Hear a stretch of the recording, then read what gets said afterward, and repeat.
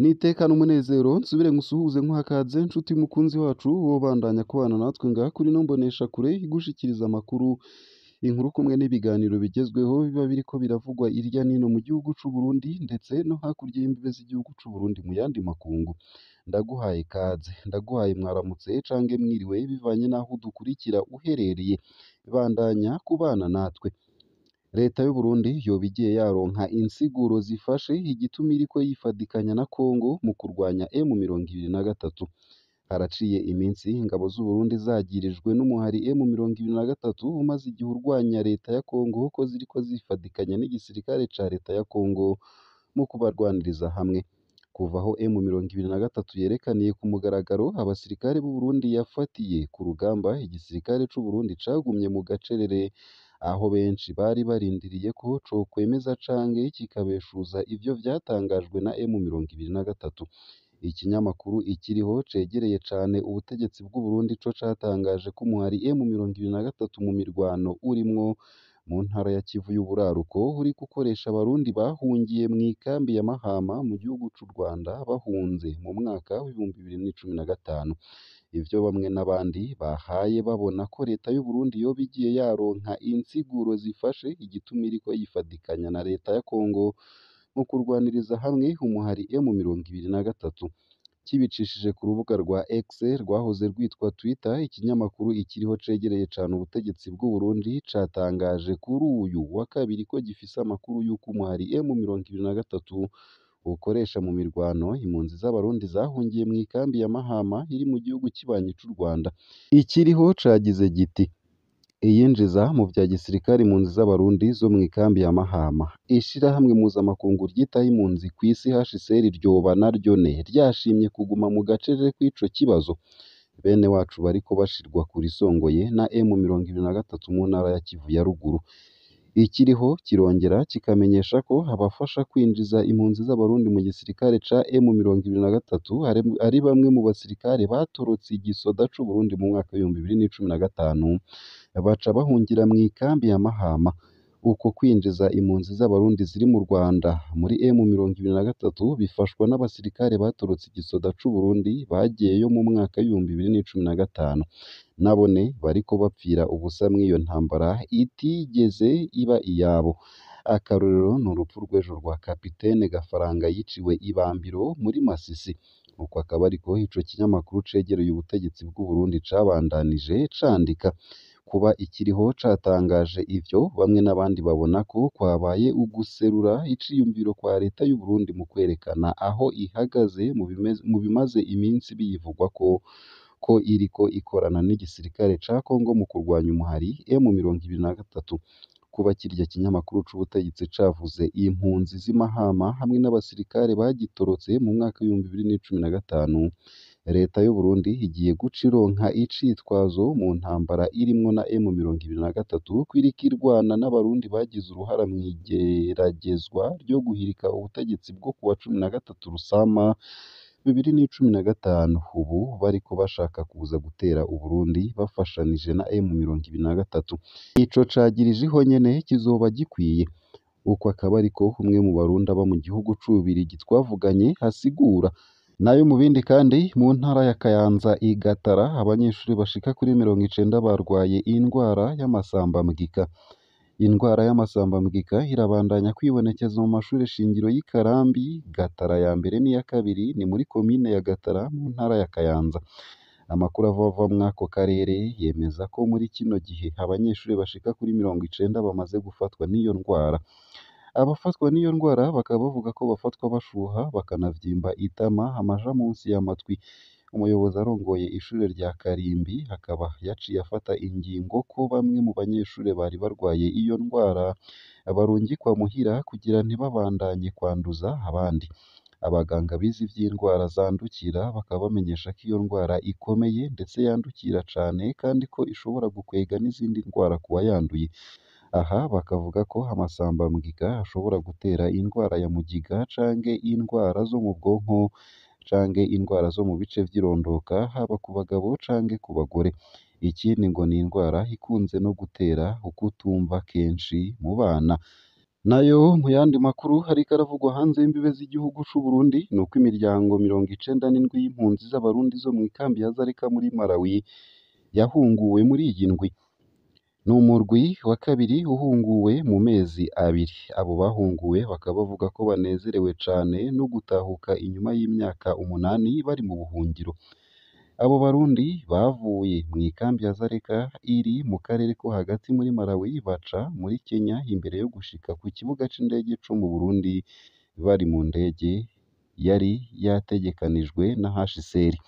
Hari kuwa 27 Munyonyo guheze. Ni neza na neza imiryango 97 igizwe n'Abarundi barenga 300 bagizwe ahanini n'abakenyezi n'abana. Abavuye mw'ikambi ya Zareka hafi isaha 5 z'ijoro, abenshi muri bo bavuga ko bari baryohewe kandi bashashaye kubona igihugu cabo c'amavukiro. Twarabasezeye ariko kandi turashimangira cane ko boduha amakuru nyayo yo mu gihugu kugira ngo natwe dufate ingingo yo gutahuka. Uko akaba ariko bitomorwa n'impunzi z'Abarundi ziri i Zareka. Ku bw'amasoko muri HCR ni umurwi ugira kabiri mu mezi abiri. Abarundi benshi baratonze kugira ngo bashirwe ku ntonde z'abahunguka ku gushaka kwabo. Ku bibanza vy'iyandikiro ry'abashaka ubuhungiro hari ahandikwa abagomba gutahukanwa, kandi imirongo y'Abarundi ni miremire ku bw'amasoko yacu. Bamwe bavuga ko bagomba kwitaba akamo ka leta y'u Burundi idusaba gutahuka mu gihugu, ariko abandi benshi bobo nyene bavuga ko baruhishijwe n'uburyo babayemwo muri iyo kambi hamwe n'umutekano uguma utosekara cane muri iyi minsi. Baduha 7,000 vy'amakwaca ho muri Malawi, ni ukuvuga hafi amadolari 4 y'amanyamerika kugira ngo akoreshwe ukwezi kose. Ibidashoboka rero abantu bahitamo gutaha, kandi baranavuga ko umutekano muke bahunze mu Burundi mu Burundi utakivugwa. Ivyo ni ibivugwa n'impunzi.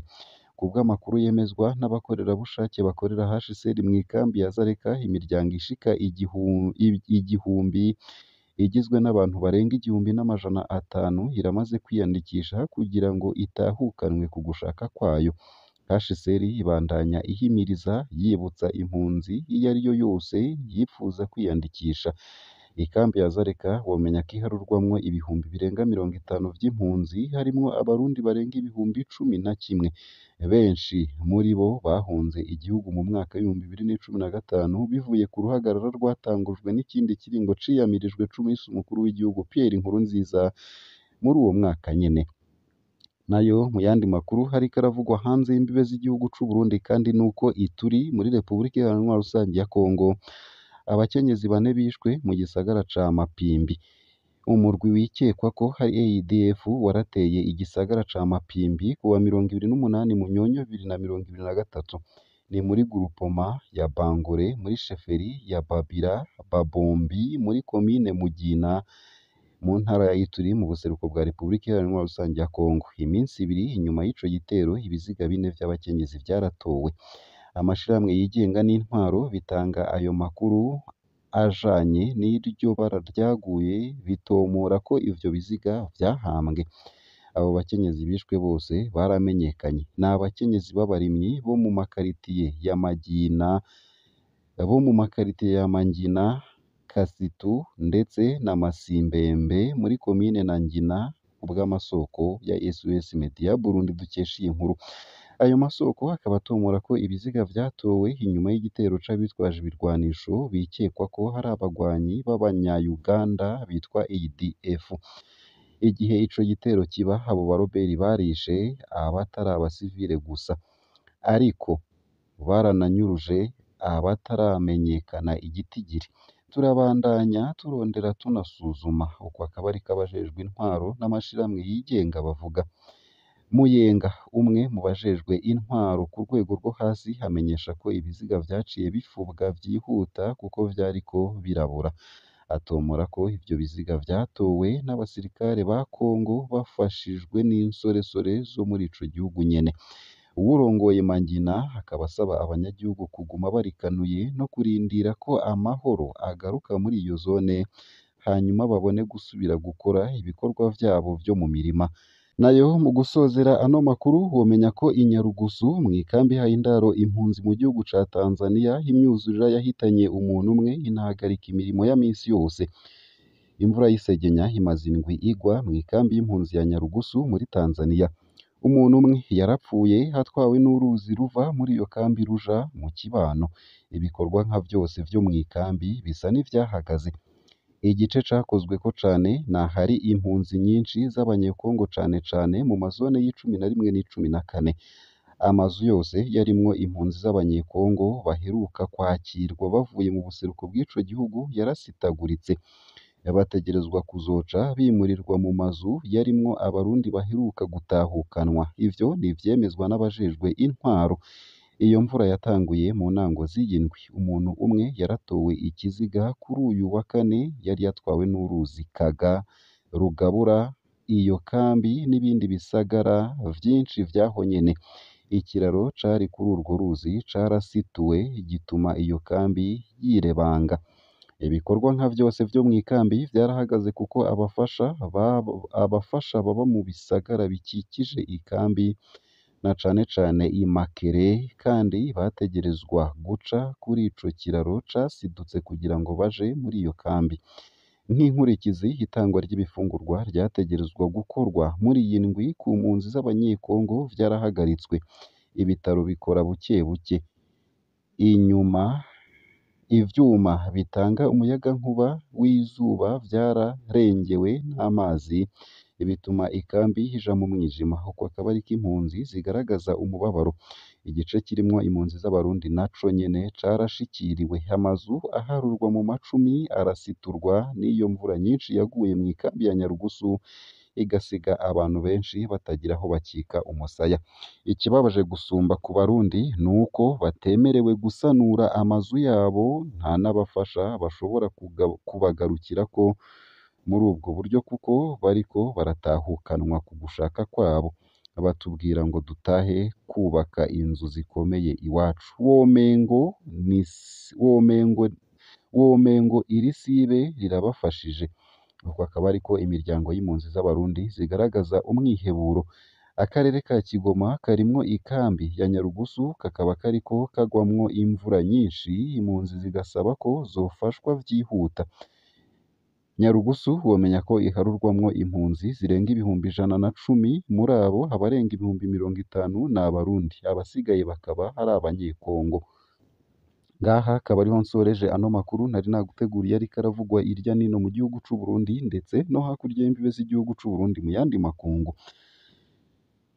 Utegerezwa gusa gufyonda sabone canke subscribe nawe utarafyondako, hama nyene ukabandanya kubana natwe ngaha kuri ino mboneshakure imwe rudende igushikiriza amakuru, ibiganiro kumwe n'inkuru bigezweho tubandanya gushikirwa navyo natwe nyene tukabigushikiriza vyose uko vyakabaye kamwe ku kandi atana kamwe kavuyemwo.